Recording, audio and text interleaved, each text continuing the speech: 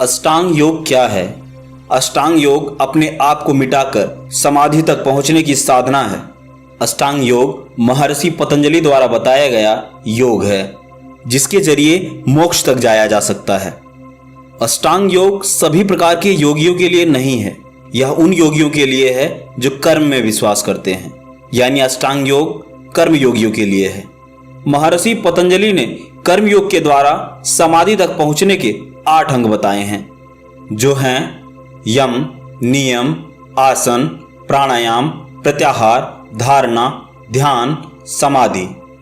जिनमें से 3 अंग शरीर से संबंधित हैं, वो हैं यम, नियम, आसन, और 3 अंग मन से संबंधित हैं, जो हैं प्राणायाम, प्रत्याहार, धारणा, और 1 अंग जीव से संबंधित है, जो है ध्यान।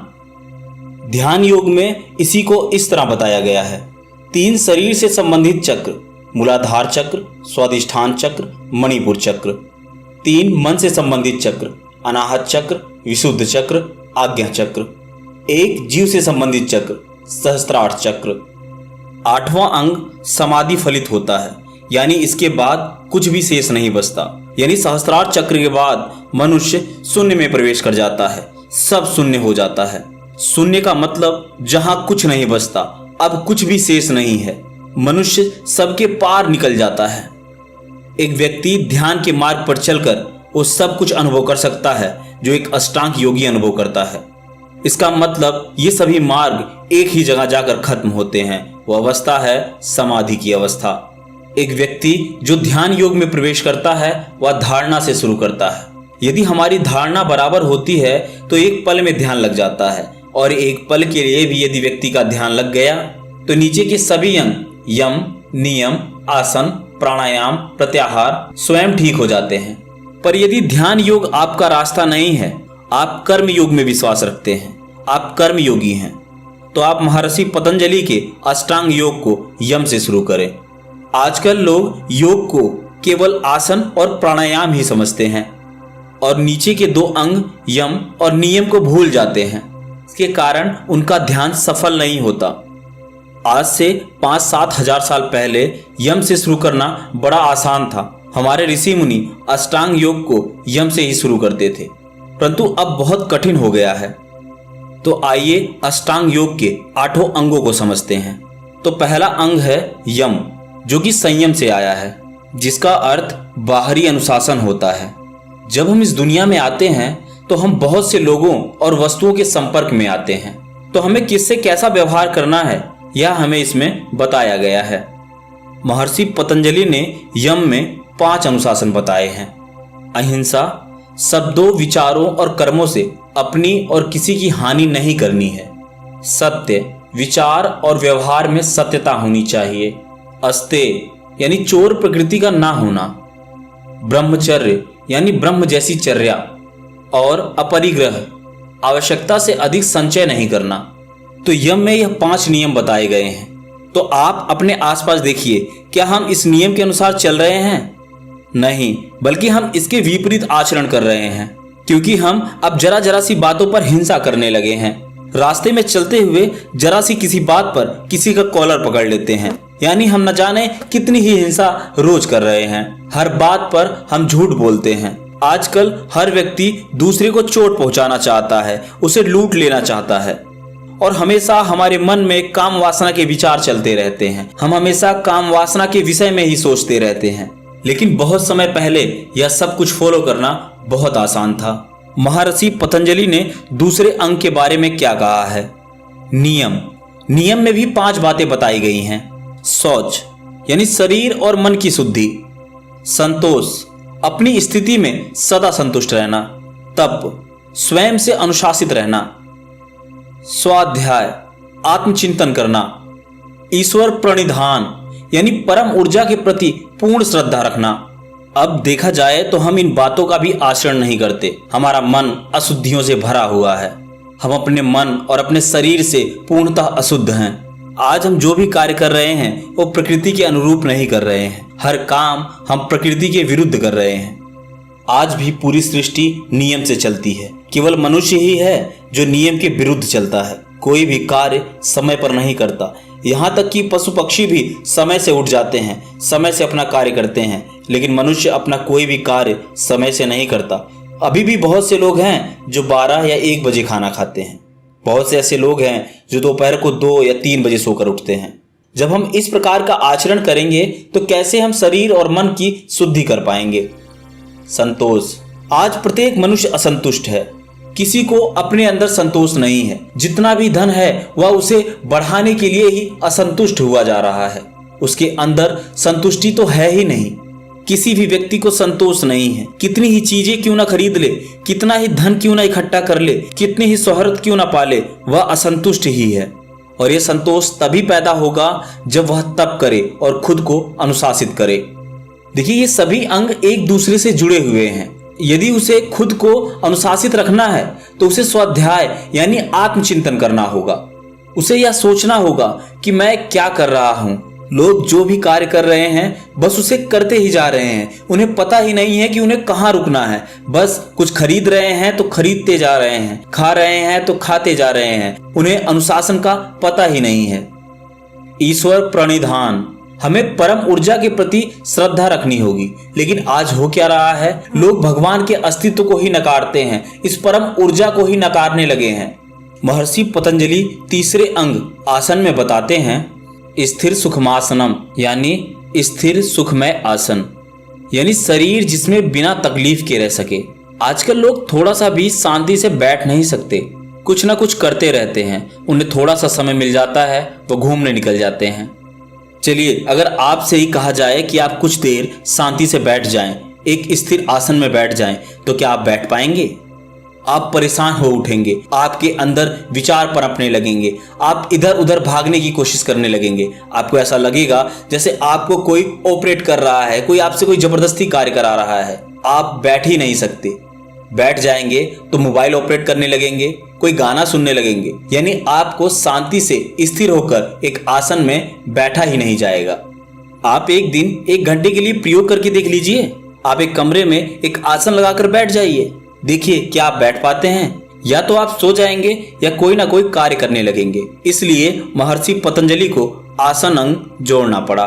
वैसे महर्षि पतंजलि ने पतंजलि के योग सूत्र में आसनों के नाम नहीं गिनाए हैं, लेकिन परवर्ती विचारकों ने अनेक आसनों की कल्पना की है, जो हैं सर्वांग पुष्टि, मत्स्येंद्रियासन, मंडूकासन, अग्निसार क्रिया, सर्पासन, बिलावासन, सिंहासन, सूर्य नमस्कार।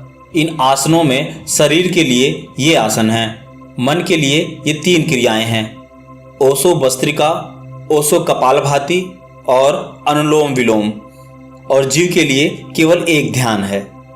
महर्षि पतंजलि ने चौथा अंग प्राणायाम बताया है, और प्राणायाम का अर्थ होता है अपनी सांसों को नियंत्रित करना, और यह चौथा अंग आपके अनाहत चक्र से संबंधित है। श्वास ही एक ऐसा माध्यम है जिसके द्वारा हमारे मन में उठ रहे विचार और इच्छाएं, उसे हम काबू कर सकते हैं। श्वास का प्रयोग ही एक ऐसा प्रयोग है जिसके द्वारा आप अपने विचारों को कंट्रोल कर सकते हैं। देखिए, जब भी कोई साधक ध्यान लगाने बैठता है तो उसकी एक मूल समस्या यह होती है कि उसके अंदर विचार खत्म ही नहीं होते, नए नए विचार पनपने लगते हैं। वह कितना ही विचारों पर कंट्रोल करना चाहता है, लेकिन उसके विचार कंट्रोल ही नहीं होते। तो प्राणायाम ही एक ऐसा माध्यम है जिसके द्वारा आप अपने विचारों पर कंट्रोल पा सकते हैं। जब तक आप अपने विचारों पर कंट्रोल नहीं कर लेते, तब तक आपको कभी समाधि घटित हो ही नहीं सकती। महर्षि पतंजलि 5वां अंग बताते हैं प्रत्याहार। प्रत्याहार का अर्थ है 5 इंद्रियों से बाहर जा रही ऊर्जा को बाहर ना जाने देकर अपने अंदर संग्रह करना। इसे प्रतिक्रमण भी कहा गया है। और जब आप प्राणायाम करने लगते हैं तो आपको समझ में आने लगता है कि आपके शरीर की इंद्रियों द्वारा इस्तेमाल हो रही ऊर्जा किस जगह पर खर्च हो रही है, कहाँ कहाँ गलतियां कर रहे हैं, इस सब का बोध आपको होने लगता है। इसलिए महर्षि पतंजलि कहते हैं कि आपके अंदर इकट्ठी हो रही ऊर्जा को बाहर ना खर्च करके अंदर की ओर मोड़ देना, यही प्रत्याहार है। जैसे हम कुछ भी देखते हैं तो हमारी आंखें जो भी दृश्य देख रही होती हैं उस पर एक ऊर्जा खर्च कर रही होती हैं। इसी प्रकार हमारे कान जब कुछ सुन रहे होते हैं तो एक ऊर्जा खत्म कर रहे होते हैं। जब हम कुछ सूंघ रहे होते हैं तब भी हम किसी न किसी प्रकार की ऊर्जा को छीण कर रहे होते हैं। तो महर्षि पतंजलि कहते हैं कि इस प्रकार की ऊर्जा को ऐसे ना खत्म करके इसे अंतर्मुखी कर देना ही प्रत्याहार है। छठा अंग है धारणा।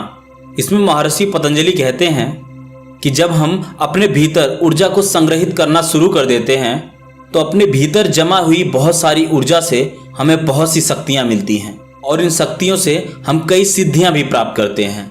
जब इस प्रकार की शक्तियां हमारे भीतर संग्रहित हो जाती हैं तो सबसे बड़ा खतरा होता है आपके भीतर अहंकार आ जाने का। आप अष्टांग योग के जरिए निकले तो थे मोक्ष के लिए, लेकिन जब ये शक्तियां मिल जाती हैं तो आपके भटकने के चांसेस बढ़ जाते हैं, क्योंकि अब आप एक साधारण इंसान नहीं रहते। आप वो सब कुछ कर सकते हो जो एक साधारण इंसान सोच भी नहीं सकता। आप अपने मन की शक्ति से लोगों के दिमाग पढ़ सकते हो। आप किसी भी व्यक्ति के भूत भविष्य के बारे में आसानी से बता सकते हैं। तो धारणा के अंतर्गत महर्षि पतंजलि कहते हैं कि आपके द्वारा एकत्रित की गई यह विशेष ऊर्जा एक अच्छे काम में लगानी चाहिए, ना कि खुद को अहंकारी बनाने में। सातवां अंग है ध्यान। ध्यान आपके सहस्त्रार चक्र से संबंध रखता है।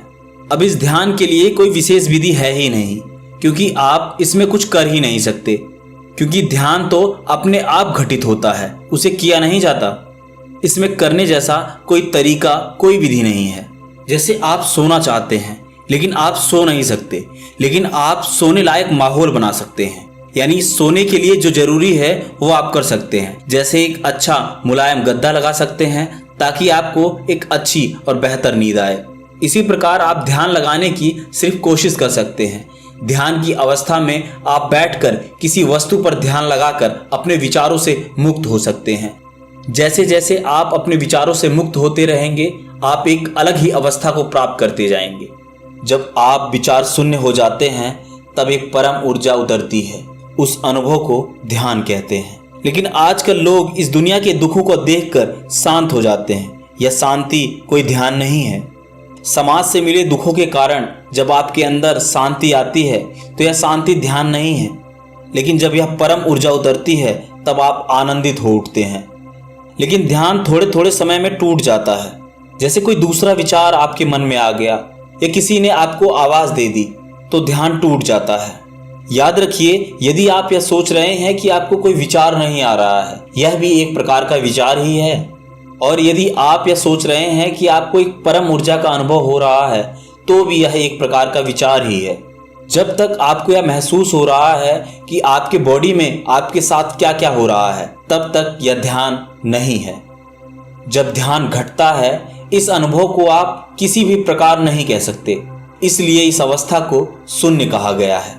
जब आपका ध्यान बार बार लगने लगता है तब एक वक्त ऐसा आता है कि ध्यान की स्थिति टूटती नहीं, आपका ध्यान सतत यानी कंटिन्यू बना रहता है। उस अवस्था को समाधि कहते हैं। इस अवस्था में आप शरीर और मन से अलग हो जाते हैं। तब आप कुछ भी कार्य करते रहें, चलें फिरें, बोलें, बात करें, लेकिन आपका उस परम ऊर्जा के साथ ध्यान टूटता ही नहीं है। इस अवस्था में आप जो भी कार्य करते हैं, यह कार्य उस परम ऊर्जा द्वारा ही किया जाता है। इसलिए व्यक्ति द्वारा गलत काम नहीं होता है और आपको सभी समस्याओं का, सभी बातों का समाधान मिल जाता है। अगर आप अपने दैनिक कार्यों में ध्यान करने लगेंगे तो आप समाधि की अवस्था तक जल्द ही पहुंच जाएंगे। जब भी आप कोई कार्य करें तो आप किसी दूसरी बात का विचार न करें। जैसे खाना खाते वक्त आप किसी और के बारे में मत सोचिए, आप सिर्फ खाना खाइए। और जब आप कोई ऑफिस का काम कर रहे हैं तब आप खाने का विचार ना करें। यानी आप जो भी कार्य कर रहे हैं उसे ध्यान से कीजिए। तो इसलिए जब आप ध्यान करें तो आप यह कभी मत सोचें कि आपकी कुंडलिनी एक्टिवेट हो रही है कि नहीं हो रही है, आप ध्यान सही प्रकार से कर रहे हैं कि नहीं कर रहे हैं, आपको कौन सा ध्यान करना चाहिए, कौन सा ध्यान नहीं करना चाहिए। जब आप इस प्रकार के विचार से मुक्त होकर ध्यान करते हैं तब आप समाधि तक जल्द ही पहुंच जाते हैं। तो आज की वीडियो में बस इतना ही। आपके कोई प्रश्न हैं तो नीचे कमेंट सेक्शन में पूछ सकते हैं। वीडियो पसंद आई है तो वीडियो को लाइक, दोस्तों के साथ शेयर करना मत भूलिएगा। चैनल पर पहली बार हैं तो चैनल को सब्सक्राइब कर दीजिए। मिलते हैं किसी और वीडियो में किसी और नई जानकारी के साथ। तब तक के लिए नमस्कार।